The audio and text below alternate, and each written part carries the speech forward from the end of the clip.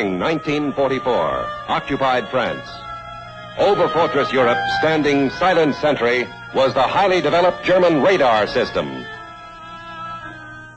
By June, 3 days before D-Day, enemy strength in Holland, Belgium, and France had been increased to 60 divisions. German headquarters expected an invasion, but wasn't sure where. Quite accidentally, the crack 352nd Wehrmacht Division was ordered on beach maneuvers to a sector in Normandy which the Allies secretly picked as Omaha Beach.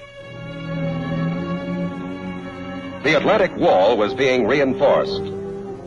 Thinking the Allies intended to strike directly across the channel at its narrowest point, the enemy kept strong forces in the area and heavily fortified the Pas-de-Calais coastline.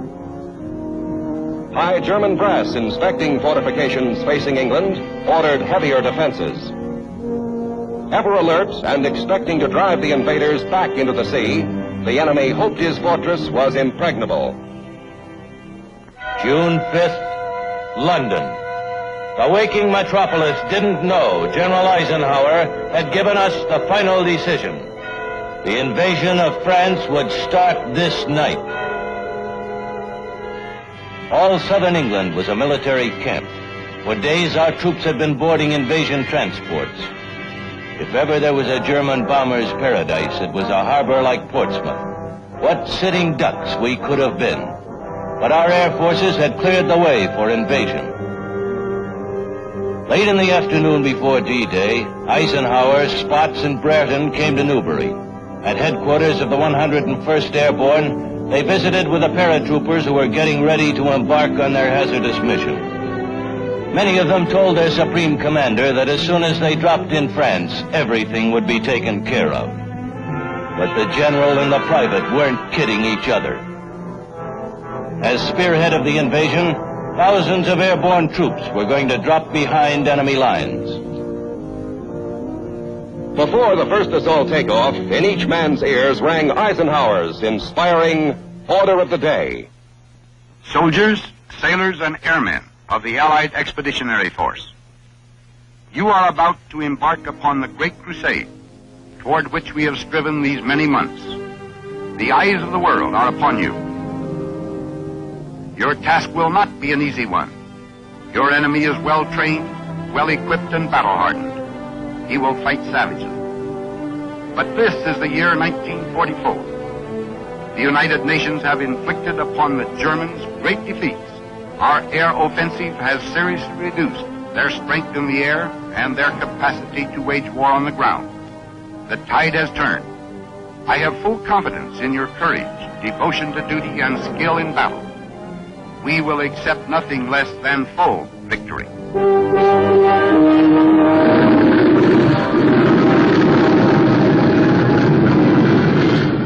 Good luck, and let us all beseech the blessing of Almighty God upon this great and noble undertaking.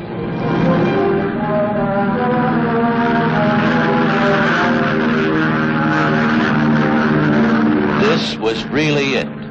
Here we were, the 9th Troop Carriers vaulting the Channel, the vanguard of the Second Front, 1 British and 2 American divisions. Our mission? To drop them behind German fortifications, to flank and secure the invasion zone. Tough young men making history, which some of them would never get a chance to read.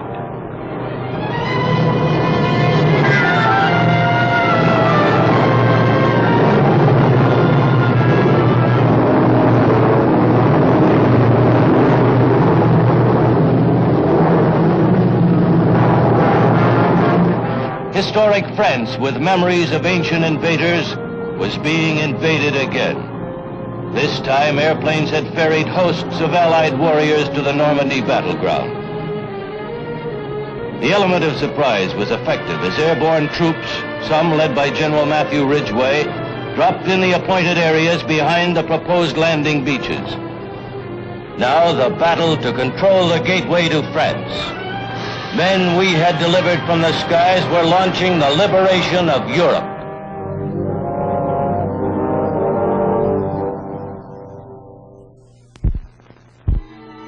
All this time, hundreds of troop-laden invasion craft were leaving England. June saw the highest winds and roughest seas experienced in the English Channel for 20 years. D-Day was no picnic.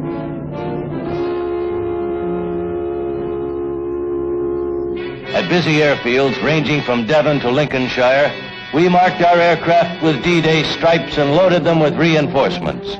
Everything from motorcycles to howitzers and armies of men. Last-minute hookups were ordered. Almost a year ago, we had run a similar glider operation to Sicily. Then, as now, under the watchful eye of men like General Hoyt Vandenberg, we prepared for the big show. The plan, after a night drop, now called for reinforcements. These slow-moving, unarmed gliders lumbered off and headed for Normandy to accomplish a miracle. We were engaged in more than airlifting troops and weapons. Air power, leading actor in the prelude to invasion, now played another important role in the unfolding drama that was D-Day. Airplanes, commanded by Generals Kepner, Anderson, Quesada, and Wayland, rolled off British fields to cover and directly support the Allied armies about to hit the beach.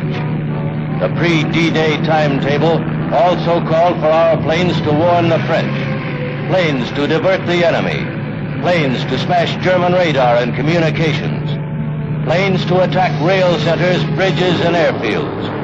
8,000 planes dispatched to isolate the battle area from the rest of France and help the Allies grab a foothold on Western Europe.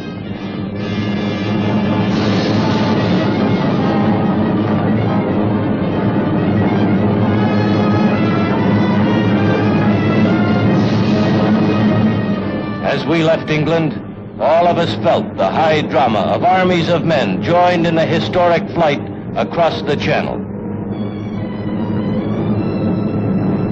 Bearing witness to the mighty spectacle were the Allied seaborne forces escorting the U.S. First Army and the British Second Army for the great assault. The invasion schedule now called for a tremendous naval overture.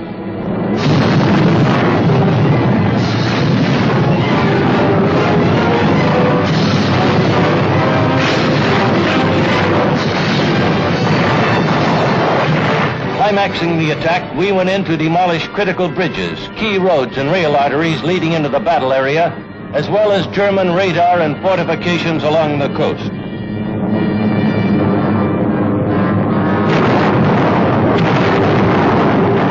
By D-Day, 74 tunnels and bridges leading to Normandy were put out of business.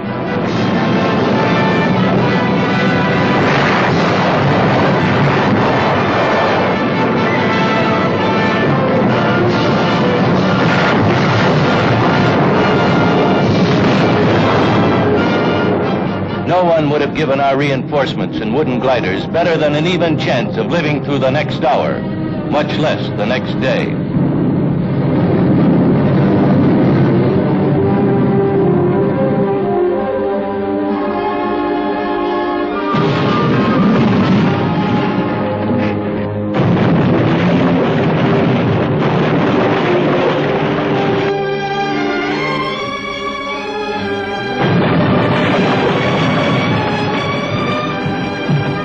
They were wrong. We had a lot in our favor.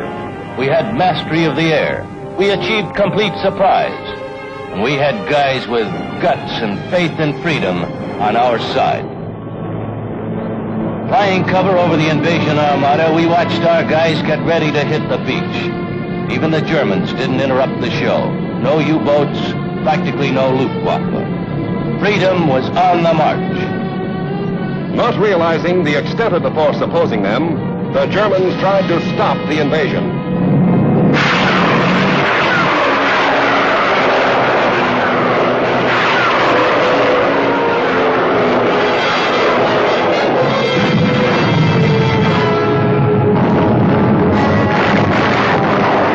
General Ike had promised his assault troops, if you see any airplanes, don't worry, they'll be ours. He was right. We were there with a vengeance.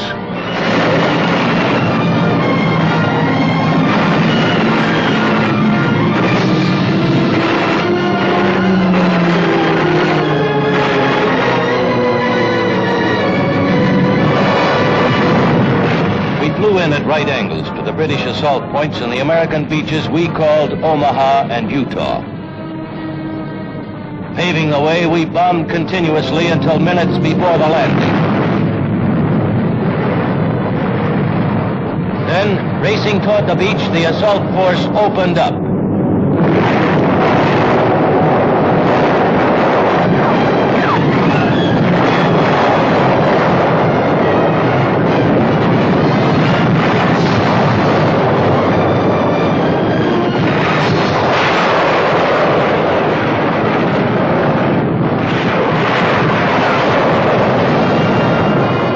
H-hour, and waves of free men hit the beach. Normandy, from the Cherbourg Peninsula, eastward to the mouth of the Seine, shook with a tremendous roar of battle.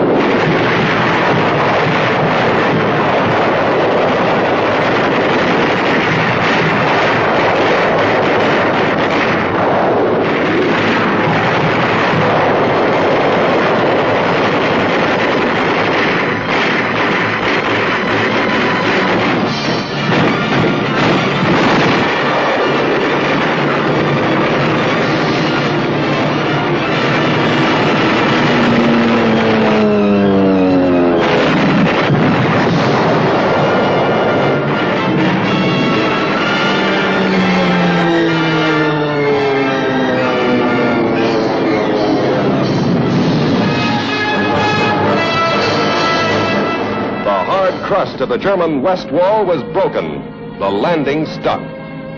Unceasingly, the Allies poured men and materiel into the flame-swept rim of France.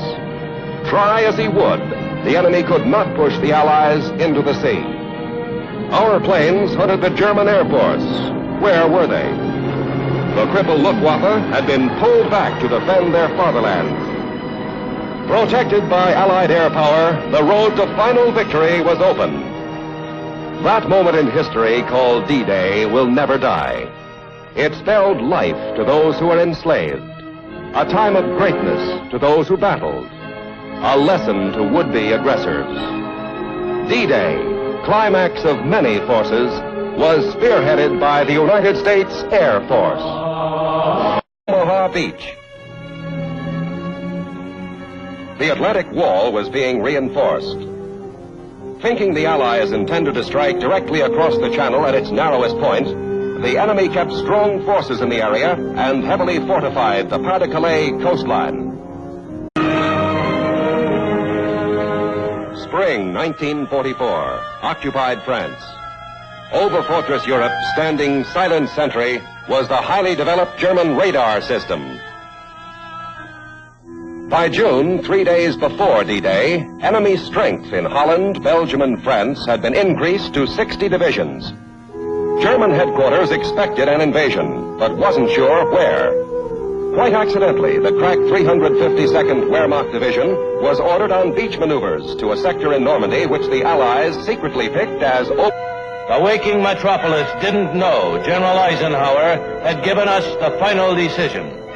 The invasion of France would start this night. All southern England was a military camp. For days, our troops had been boarding invasion transport.